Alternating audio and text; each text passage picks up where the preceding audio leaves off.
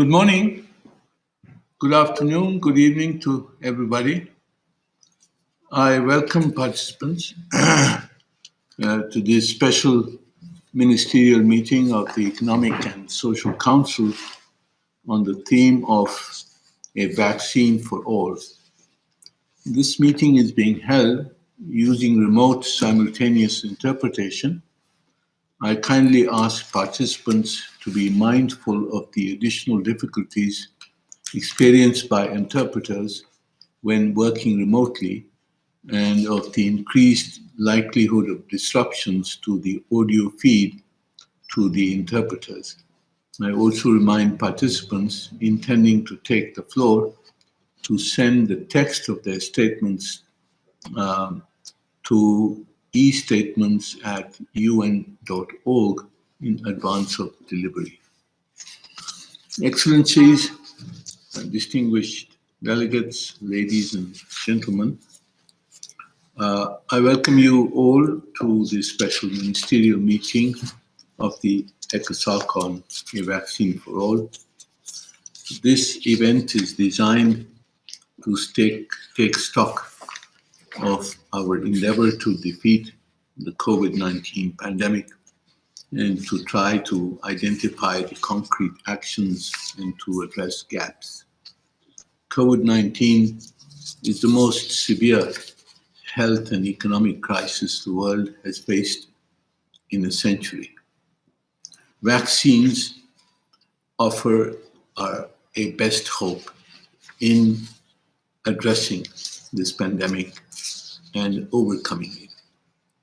We have all expressed solidarity and unity in the face of this pandemic. We need to match this expression of solidarity with actions. Access to vaccines reflect an inherent inequality in the world. Some have vaccinated close to 40% of their population. Asia, Africa, and Latin America are far behind, with some having vaccinated only 1 to 3% of their populations, and some none at all. In addition to being a moral imperative, universal coverage by the vaccines is the only realistic option to ending the pandemic. We need to ramp up production. We need to address the issues of intellectual property and flexibilities. We need to address the funding gap, and especially the funding gap of the ACTA Accelerator and the COVAX facility. We need to find ways to support the weak health systems and infrastructure of the developing countries.